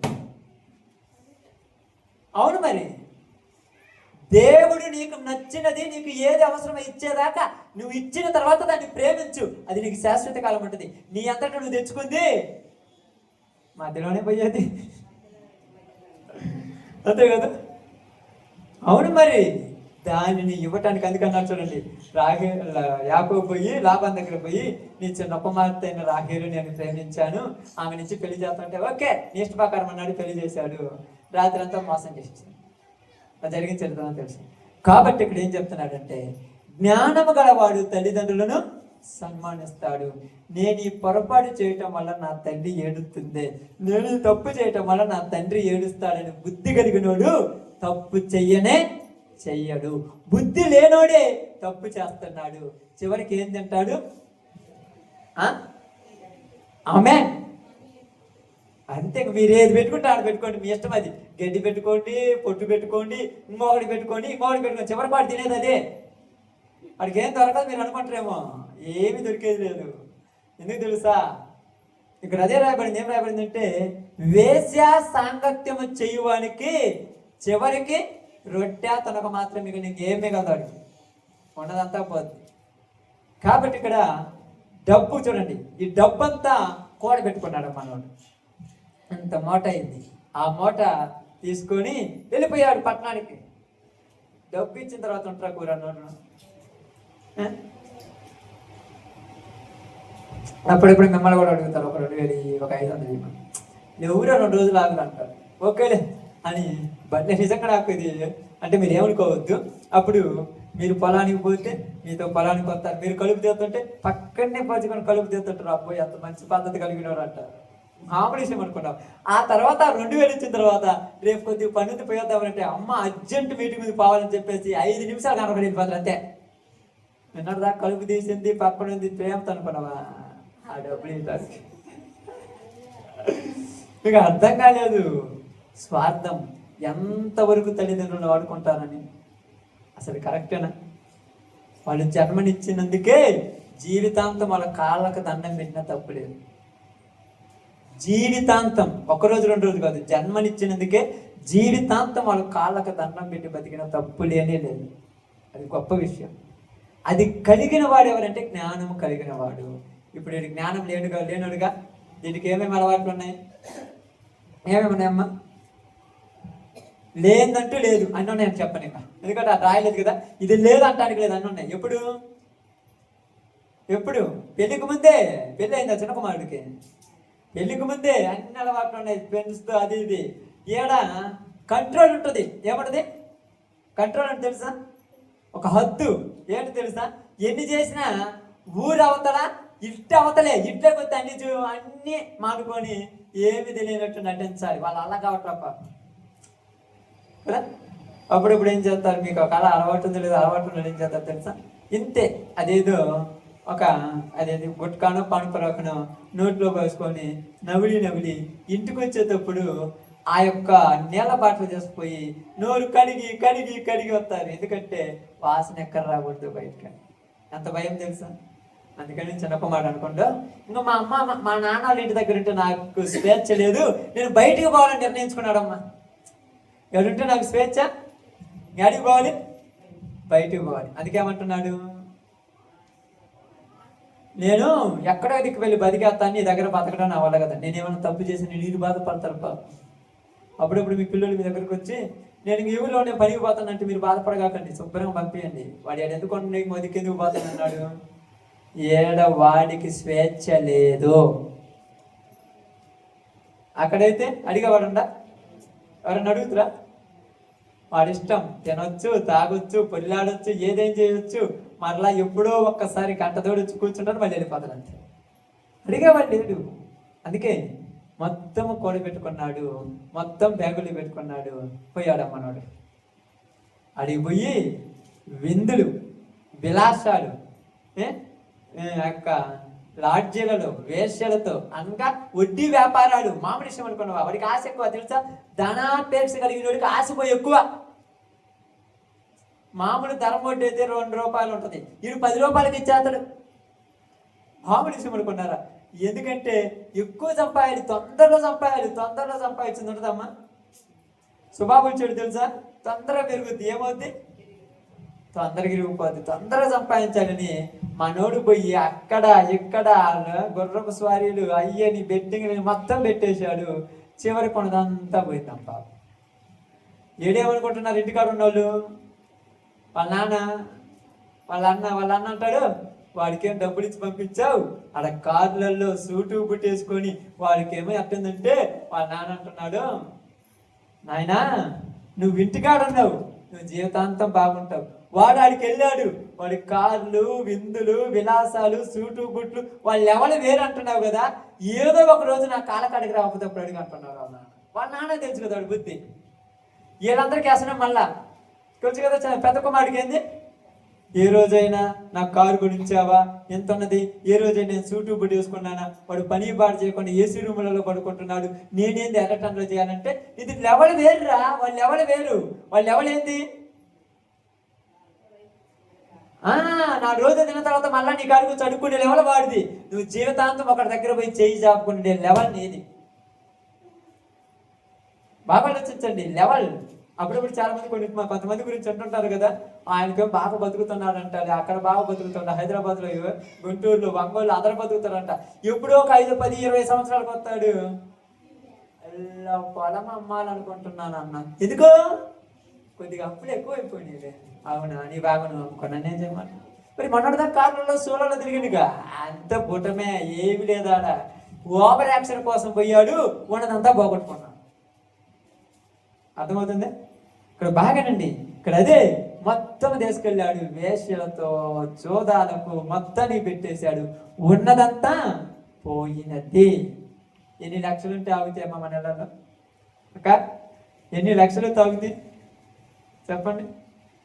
డబ్బులు అసలు నెలలో ఉంచడం మీరు చాలా తెలియగలిగినాడు. బంగారము పొలం మీద కొనేసి పక్కన వచ్చారు. ఎందుకంటే డబ్బులు ఇస్తే 4 రోజులు ఉంచడం నా భయం.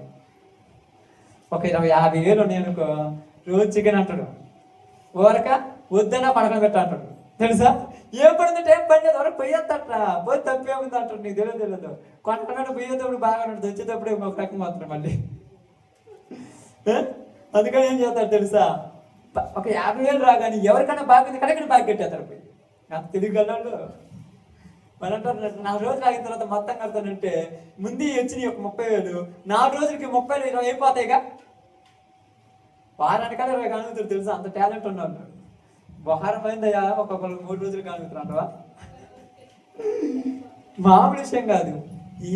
వీళ్ళే ఎంత అంటే వాడు చిన్నకొమ్మడు మామూలుడా, వాళ్ళు ఎవరు మామూలుదా, మొత్తం కానుకున్నాడు. ఆకలిలో అప్పుడు తెలిసింది అయ్యగారికి. అప్పుడు దా తెలియలా. ఎందుకంటే ఇంటికాడ ఎట్టండి, ఆడ తిరిగి వచ్చినా వండి పెట్టే వాళ్ళు ఉంటారు కదా, వచ్చేసి వేసుకొని తినిపోతున్నాడు. ఇప్పుడు ఆకలిలు తెలిసి పోయి ఒకళ్ళ కాడికి పోయి, నేనేమైనా పని చేస్తానంటే, నువ్వు పని చేసే రకమా, నువ్వు పని చేయవరా అన్నాడు. మరి అట్టయితే అట్టని మరి ఒకరి దగ్గర పోయి, నేను నీకు ఒక 20,000 ఇచ్చిన కదా, ఒక 10 రూపాయలు అన్నం తింటానంటే, వారికి ఇచ్చినవా, వడ్డీకి ఇచ్చినావు, వడ్డీతో సహా తీర్చుకున్నావుగా, నేను ఎందుకు నీకు మళ్ళా, కనీసం ఒక 5 రూపాయలు తగ్గినా కూడా ఒప్పుకోవాలి, నువ్వు అంత కఠినుడివి, ఇప్పుడు నేను ఎందుకు నీకు ఇవ్వాలి అని తెలిసి ఎక్కడ ఇవ్వనా మనవాడికి డబ్బులు ఇవ్వాలి. ఎందుకంటే డబ్బు ఉన్నప్పుడు ఏం చేయాలంట బైబిల్ ప్రకారము,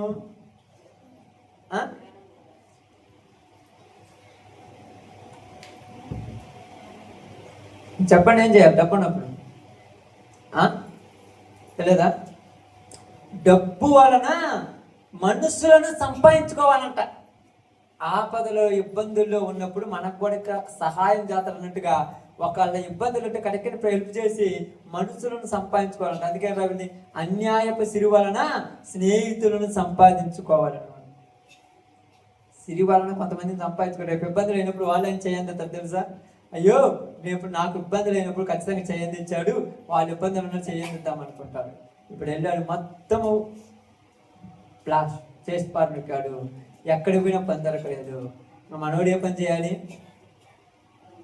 పందులు కడిగిపోయింది, పందే పనికి మారింది అంటాము కదక్క. ఎప్పుడైనా చూసారా పందుల్ని? మాకేంది తెలియదంట, పందే పనికి మారింది అంటాం. అడిగిపోయాడు, పందులు మేపుతానన్నాడు. ఆయన అన్నాడు, నీకు పందులు మేపడం చేత కాదులే.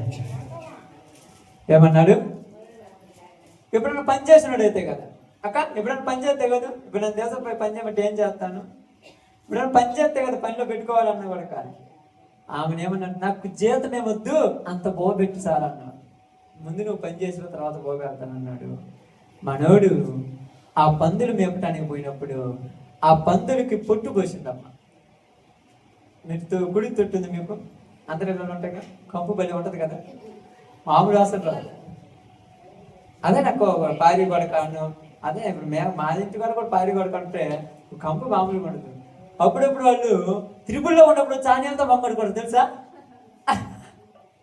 త్రిబుల్లో ఉన్నప్పుడు డబల్ కాదు, త్రిబుల్ అప్పుడు పొజిషన్ మారిపోతారు కదా, అప్పుడు వచ్చి ఆ కుడితి నీళ్ళు అనుకున్నట్టు మంగడు కొట్టుంటారు. ఏంది మొఖం నిండా చెత్త అంటే ఇప్పుడే మంగడుకొని చేయమన్నట్టు కడుక్కుంది కుడితి నీళ్ళతో వాడికేం తెలుసు పాపం. కడుక్కుంది మంచి నీళ్ళతో అయితే భయమనం పోదు, కడుక్కుంది కుడితి నీళ్ళతో కదా, మనం ఏం చేద్దామని.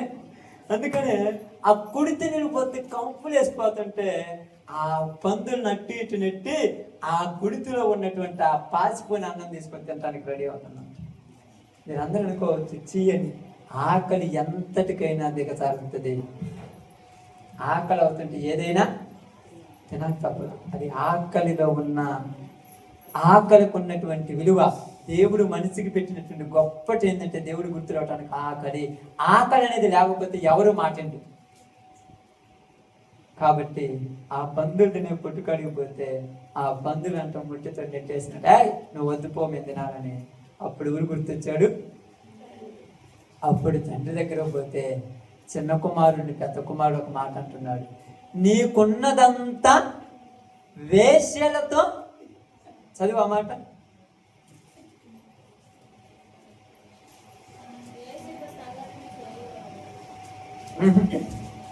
లూకాసు వార్త 16 అధ్యాయం 15 అధ్యాయం.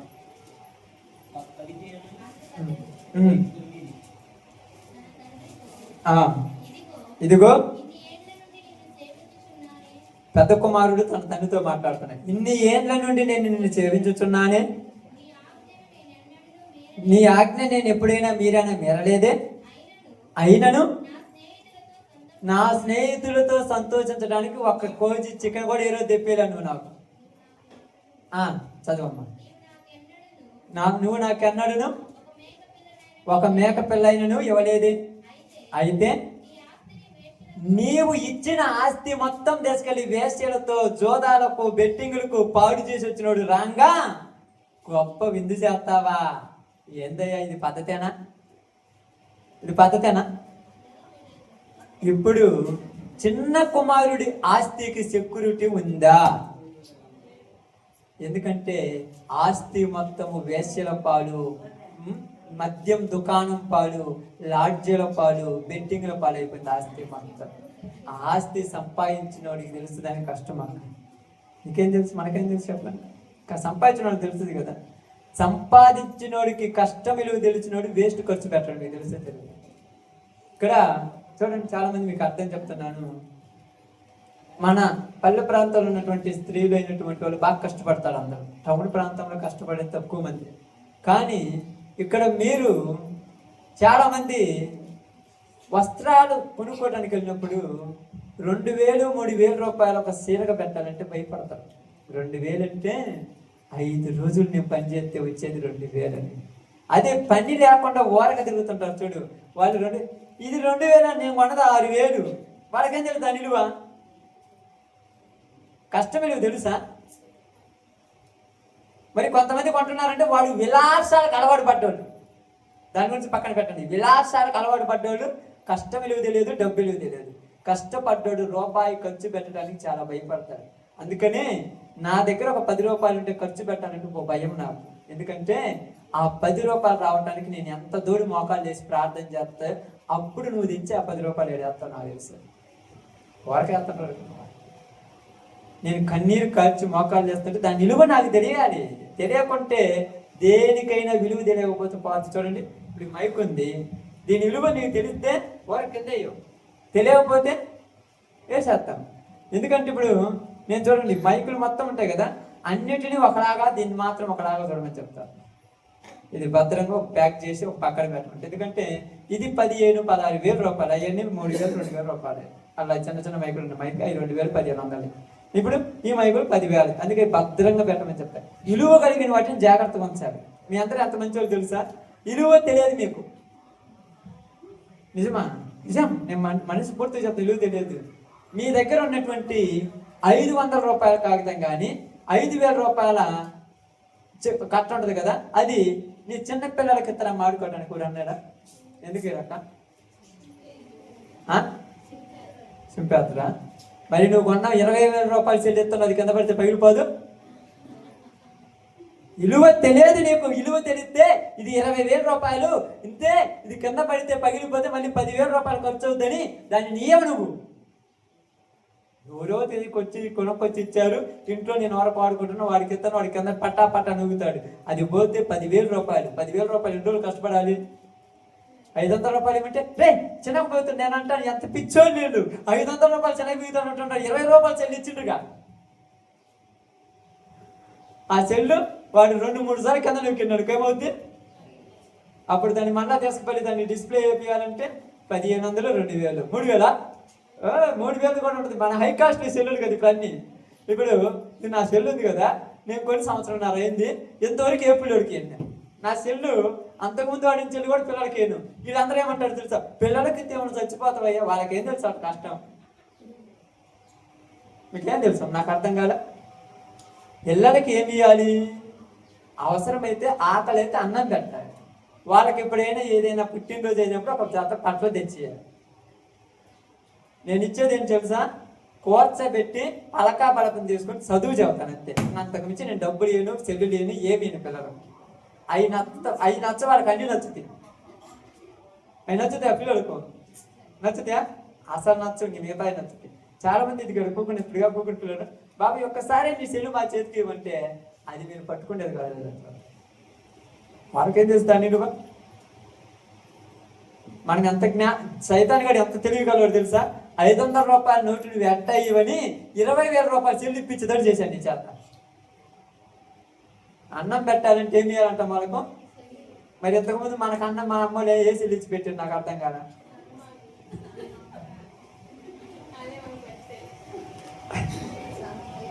చెప్పండి, మేసి నుంచి పెట్టి అంతే కదక్క. అప్పుడు వాళ్ళకి ఇప్పుడు వాళ్ళకి తేడా లేదు. ఇప్పుడు ఏమంటారు టెక్నాలజీ పెరిగింది. టెక్నాలజీ పెరిగితే అప్పుడు వాళ్ళు ఏమో 9 నెలలు గర్భంలో ఉండి 9 నెలల కన్నారా, వీళ్ళు ఏమన్నా 1 నెలనే కనేసారు ఏమన్నా టెక్నాలజీ పెరిగినందుకు. మరి టెక్నాలజీ పెరగల, నువ్వే అలవాటు చేసుకోవడం అట్ట. ఏంటంటే 1వ నెలలో పుట్టాడు చిన్నపిల్లడు ఏమనుకోవద్దు, మనమ్మ 9 నెలలు పెంచింది కాబట్టి ఏం లేదు అనుకో. అదేం లేదు, నీవు నడిచే నడవడిక, నువ్వు పెట్టే పెంపకమే వాళ్ళకి నేర్పుతుంది. కాబట్టి సెక్యూరిటీ ఏటికి లేదు ఇక్కడ, ఆస్తికి లేదు. కాబట్టి నీ ఆస్తికి సెక్యూరిటీ లేకుండా ఉండటానికి మరో కారణం చెప్తాను, ప్రార్థన చేస్తాను, సమయం అయింది కాబట్టి. రాజుల 2వ గ్రంథము 20వ అధ్యాయము.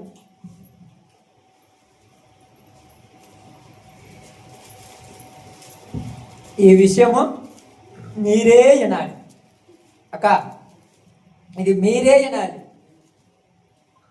పురుషులు తక్కువేనండి, స్త్రీలు మాత్రం ప్రత్యేకంగా వినాలి ఇదే విషయం. 100కు 1000 సార్లు వినాలి ఈ విషయం. రాజుల 2వ గ్రంథము 20వ అధ్యాయము. ఎందుకన్నా మమ్మల్ని ఏమంటున్నామంటే అర్థమవుతుంది తర్వాత చెప్పిన తర్వాత. 2వ గ్రంథము 20వ అధ్యాయము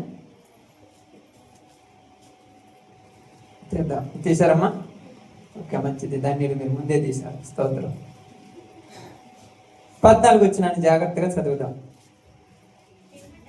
పిమ్మట ప్రవక్త అయిన యెషయా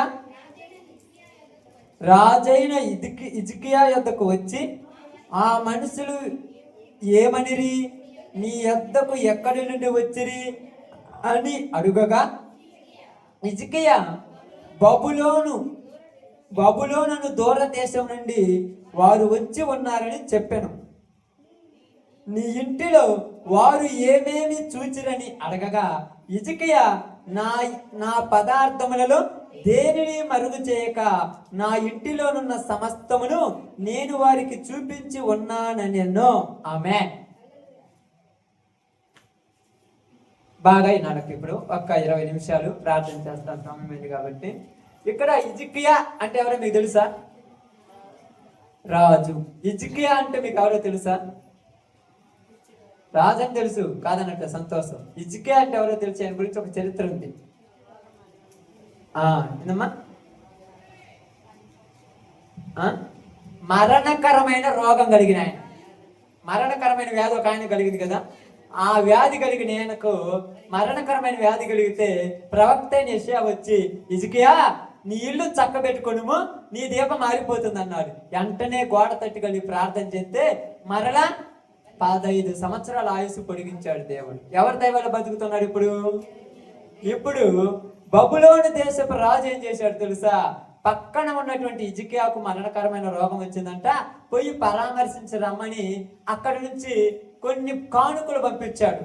అంటే బాగాలేని వ్యక్తి దగ్గర పోతే తీసుకుపోతారు కదా, ఆపిల్ కాయలు, బ్రెడ్, ఇంకేం తీసుకుపోతారమ్మా. ఇప్పుడు అలవాటు పడలేదు, అంతా ఫ్యాషన్ అయిపోయింది, అంతా తెలుసా కదా.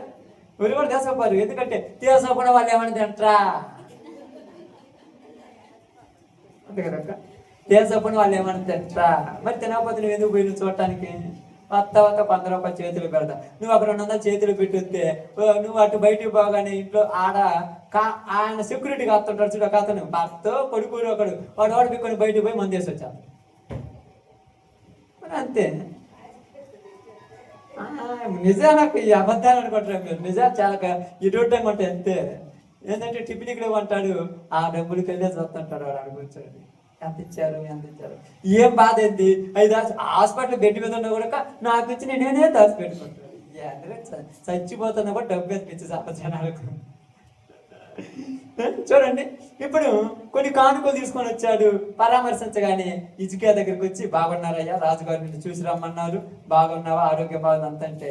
నాకేం బాగానే ఉన్నానని చెప్పాడు. చెప్పిన ఆయన ఏం చెప్పాలి? నేను దేవుడి దయ వలన ఇలా ప్రార్థన చేసుకోవటం వల్ల చచ్చిపోవలసి నేను బ్రతికానని చెప్పాలి. అవన్నీ చెప్పలా. ఏం చెప్పాడంట? నా ఇల్లు చూద్దురా, నా పరుపు చూద్దురా, నా బెడ్రూమ్ చూద్దురా, నా మంచం చూద్దురా, నా యొక్క విలాసవంతమైన జీవితం చూద్దురా, ఇవన్నీ నేను సంపాదించుకున్నా. అంతే కదక్క. మిమ్మల్ని ఎవరైనా బాగలేదని చూడటానికి వస్తే, ఈ మధ్య నేను ఇప్పుడే టౌన్కి పోయి వచ్చిన, మొత్తం ఏం చేసుకుని తెలిసిన బీరువా తీసుకోవాలన్నీ చూపెడుతుంటారు చీరలు. అనారోగ్యంతో ఉన్నాడని చూడటానికి వస్తే నీ బీరువాలో చీరలు చూపెడతాను. ఏం తెలుసా? ఇదంతా తెలుసా, నీకు బాగలేదని మర్చిపోయి కూడా మర్చిపోయి ఉంటారు. అంతే కదా. కొత్త టీవీ కానీ లేకపోతే డ్రెస్సింగ్ టేబుల్ కానీ ఏదైనా తెచ్చిర్రా, ఆ ఇల్లు వాకిలు తీసి పెట్టుంటారు, ఊరు వస్తారా చూపిద్దామని. మంచం కానీ పరుపు కానీ తెచ్చిర్రా, వచ్చిన వాళ్ళందరినీ పిలుస్తుంటారు. మళ్ళా ఇంటికి పోయి ఏం చేస్తారు, కూకుందరు అంటారు. ఏంది అది చూపించడానికి? దేవుడి దయ వల్ల బతికానని చెప్పడం పోయి ఇంట్లో ఉన్నదంతా చూపించినంట. అప్పుడు యెషయా ప్రవక్త అన్నాడు, నీకు అసలు బుద్ధి ఉందా? వచ్చిన వాళ్ళకి ఏం చెప్పాలి? నా దేవుడు నన్ను బ్రతికించాడు కాబట్టి నేను ఈ రోజు బ్రతికానని చెప్పాలి. ఇదంతా చూపించినావు కదా, నువ్వు చూపించినదంతా నువ్వు గర్వించావు, నీ మనసులో అతిశయించావు, నా బలం వల్ల సంపాదించుకున్నావు అన్నావు. నీవు చూపించినంతా ఒక్క వస్తువు కూడా పోకుండా వాళ్ళు వచ్చి నిన్ను, నీ ఆస్తిని దోచుకొని పోతారని చెప్పాడు. మనం గొప్పల కోసం చెప్పుకుంటే దేవుడు ఆ గొప్ప అనుకున్నది మన దగ్గర నుంచి తీసేస్తాడు. నువ్వు దేన్ని ప్రేమిస్తావో అదే నీకు లేకుండా చేస్తాడు దేవుడు. జాగ్రత్త. అందుకని కిందకి వచ్చిన చదవండి. అంతటి యెషయా హిజ్కియాతో ఇట్లనెను, వచ్చు దినములలో ఏమీ మిగలకుండా నీ నగరనందున్న సమస్తమును నేటి వరకు నీ పితరుల సమకూర్చి దాచిపెట్టినదంతయు బబులోను పట్టణమునకు ఎత్తుకోపోబడునని యెహోవా సెలవిచ్చుచున్నాడు. మరియు నీ గర్భమందు పుట్టిన నీ పుత్రు సంతను బబులోను రాజు నగరందు నపుంసకులుగా ఉండుటకై వారిని తీసుకొని పోవుదురు. ఆమేన్. నువ్వు ఏదైతే నాకు గొప్ప అనుకున్నావో అదే లేకుండా చేస్తారు. అంతే కదక్క. మనకు ఉన్నటువంటి ఆశలు కొంతమందికి, చాలా మంది ఏమంటారు, ఏంటమ్మా దేవుని మందిరానికి కొద్దిగా లేట్ అయినామంటే జుట్టు ఎక్కువైపోయింది, జడేసుకుంటే పొద్దుకుంటుంది అంటారు. కొన్ని రోజులకి లేకుండా పోతుంది. జాగ్రత్త. అంతే కదా. ఇప్పుడు అందరికి అదే కదమ్మా, లేకుండా పోతుంది. అప్పుడు అంటారు, ఇప్పుడు నేను అంటాను, చాలా మంది అంటుంటారు, ఆయిల్ పెట్టుకోరా బాబు, నాకెందుకు ఇంకా ఆయిల్. దేవుని సేవకుడికి అందం అవసరమా? దేవుని సేవకుడికి ఏం కావాలి? సంఘక్షేమం గురించి ఆలోచించి. నిజం, లోకంలో చచ్చిపోయి దేవుళ్ళు బతికేస్తాం, ఎన్నిటితో పని లేదు కదా దేవుని సేవ చేస్తాం అంటే. వీటన్నిటితో పని లేదు. అందుకని మీ అందరికి చాలాసార్లు చెప్తాను, చాలా మాటలు చెప్తుంటాను. ఉన్నదంతా దొంగలు దోసుకొని పోయారంట. ఆ నగరానికి ఎవరి సెక్యూరిటీ లేరు. ఆమేన్. ఈరోజు నీ సంపదకు దేవుని సెక్యూరిటీ ఉందా? ఉందంటే మీరు ధన్యులే. లేదంటే మనం సెక్యూరిటీగా దేవుని ప్రార్థన చేయాలి. ఏంది సెక్యూరిటీ అంటే? నీ ఇంటికి వచ్చిన సంపద నీ అవసరాలన్నీ తీరి మరలా నీకు ఉపయోగపడేటట్టు ఉండాలి. కానీ మనం ఏం చేస్తాం? దేవుని మరిచి పనులని సంపాదన కోసం పోతాం. మరలా సంవత్సరం తిరిగేలోపు ₹1 కూడా ఉండదు మన దగ్గర. కొంతమంది పొద్దున్నే పోతారు, సాయంత్రం సంపాదిస్తారు, మరుసటి రోజు పచ్చడికి పచ్చిమిరకాయల డబ్బులు ఉండవు. సన్నిధికి రావరా? 3 రోజులు ఉపవాస ప్రార్థన ఏర్పాటు చేసి అంతమంది వచ్చారు. అంత బిజీ షెడ్యూల్ కదా మీకు, షెడ్యూల్ కదా మీ బిజీ. మీరు అనుకుంటున్నారు ఇంటికాడ మీరు సంతోషంగా అనుకుంటున్నారు. నేను చెప్తున్నాను, దేవుడిని వదిలిపెట్టి సంతోషంగా ఎవరు లేదు నా దృష్టిలో. నేను చాలా మంది ఏమంటారు, నా ఫంక్షన్లు ఉన్నాయి, నాకు పబ్బన్నాలు ఉన్నాయి, నాకు పెళ్ళిళ్ళు ఉన్నాయి, నా అంత వేస్ట్. అక్కడ కూడా నీతో ఉండడు చివరికి.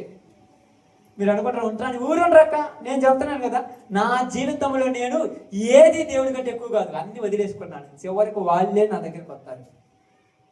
ప్రారంభంలో అన్నారు తెలుసా, నువ్వు ప్రార్థన పోతే నేను మీ ఇంటికి కూడా రామన్నారు. మీరు రాకపోతే నాకేమన్నా ఆకలి అవదా? మీరు రాకపోతే నాకేమన్నా తీరదా? నేను తాగుపోతానైతే నా ఇంటికి రాకండి, నేను తిరుగుపోతానైతే నా ఇంటికి రాకండి. నేను ప్రార్థన పోతున్నాను, నా ప్రార్థన దేవుడు ఏం నేర్పించిండు?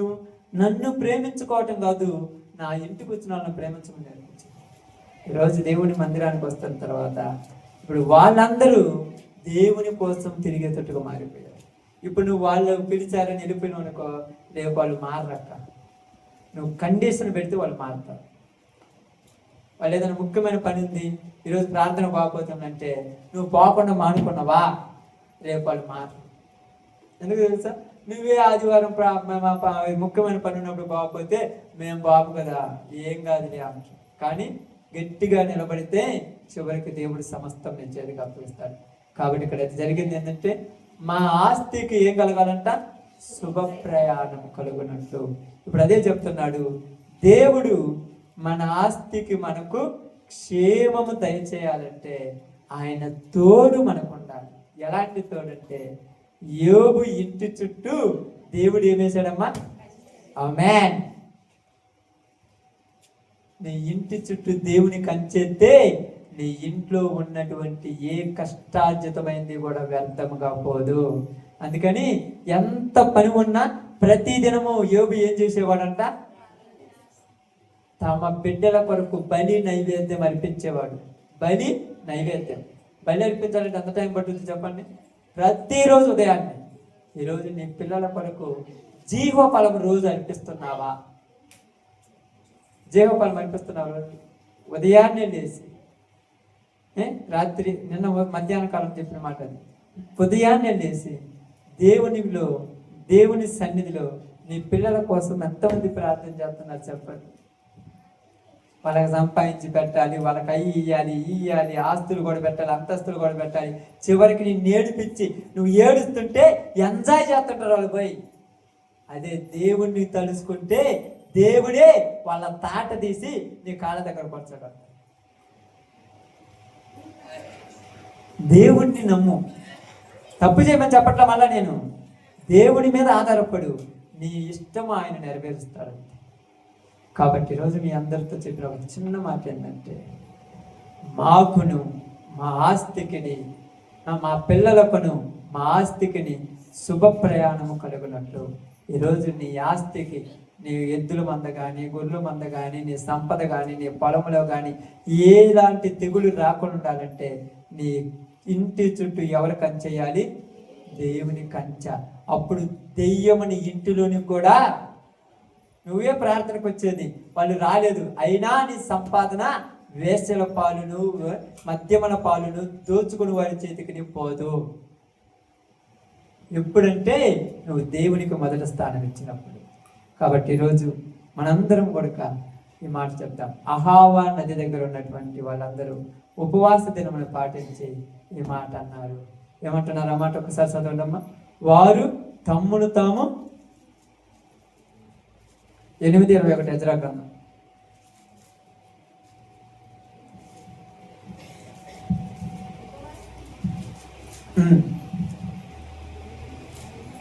కనపడింది ఎజ్రా గ్రంథం 8:21.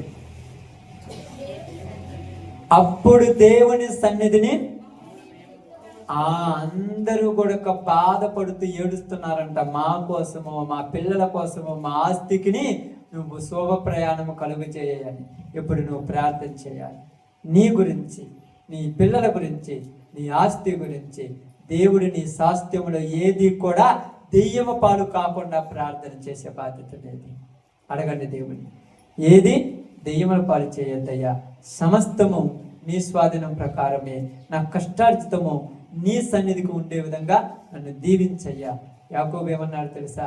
అయ్యా, తిరిగి వచ్చినప్పుడు నా దగ్గర ఎంత ఉంటే అందులో 10వ వంతు ఇస్తానన్నాడు. తిరిగి వచ్చినప్పుడు ఎంత ఉంది ఆయన దగ్గర? ఆమేన్. ఏమీ లేదు, ఒట్టోడే. ఏమిస్తుందంట 10వ వంతు? ఇక నన్ను నేనే అర్పించుకుంటానని అన్నాడు. మనము దేవుని దగ్గరికి వచ్చినప్పుడు మన దగ్గర ఏమి ఉండదు మీరు అనుకుంటాం. ఆ ఉండని దానిలో నుంచి నిన్ను నువ్వే దేవునికి అర్పించుకోవాలి. జీవ ఫలం అన్నాడు దాన్ని. ఆ జీవ ఫలం దేవునికి అర్పించుకుంటే ఆయన నీకు 10కి 100% మరలా ఇస్తాడు. కాబట్టి మీరందరూ కూడా ఈ మాటను గుర్తుపెట్టుకొని దేవుని సన్నిధిలో ఒక 20 నిమిషాలు ప్రార్థన చేయడానికి సిద్ధపడదాం. అందరూ కూడా మోకాళ్ళ మీద కూర్చోండి. ఒకవేళ మోకాళ్ళ మీద కూర్చోవటం వీలు లేని వాళ్ళు నిలబడండి. అందరము ప్రార్థన చేద్దాం. అందరూ కూడా ప్రార్థనలోకి అందరూ కూడా ప్రార్థనలో ఉండండి. జాగ్రత్తగా ప్రార్థన కొరకు